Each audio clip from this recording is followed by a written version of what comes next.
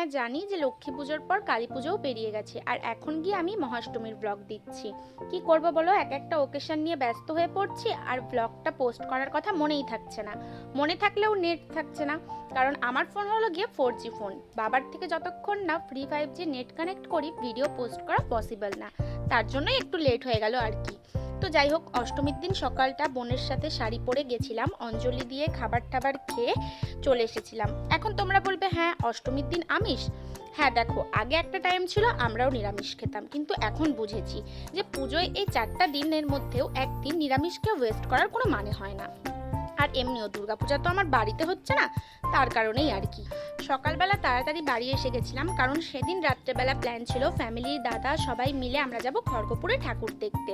তো ঠিক তেমনই রেডি টেডি হয়ে চলে গেছিলাম, আর গিয়ে এখানে ঠাকুর দেখাও স্টার্ট করে দিই। মেনলি নাম করা ঠাকুরগুলোই দেখছিলাম, বাট যাওয়ার পথে রাস্তায় যখন ছোট ছোট ঠাকুর পড়ছিল সেগুলো বাদ দিইনি, সেগুলো দেখা স্টার্ট করে দিয়েছিলাম।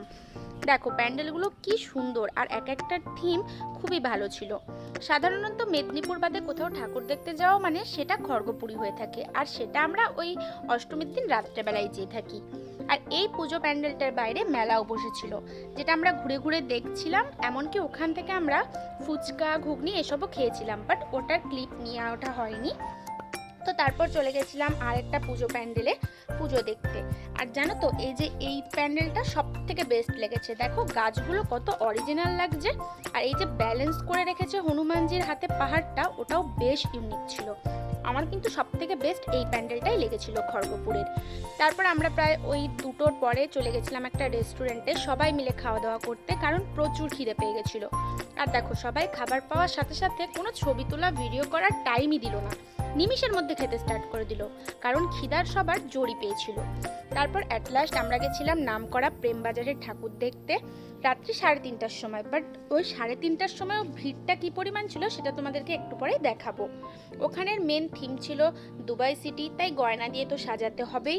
হ্যাঁ জানি জানি এসব কথা এখন পুরনো হয়ে গেছে, কারণ বাকি ইউটিউবারদের থেকে এসব এখন খুবই কমন। দেখো ভিড়টা দেখতে পাচ্ছ রাত্রেবেলা 3:30টার সময়।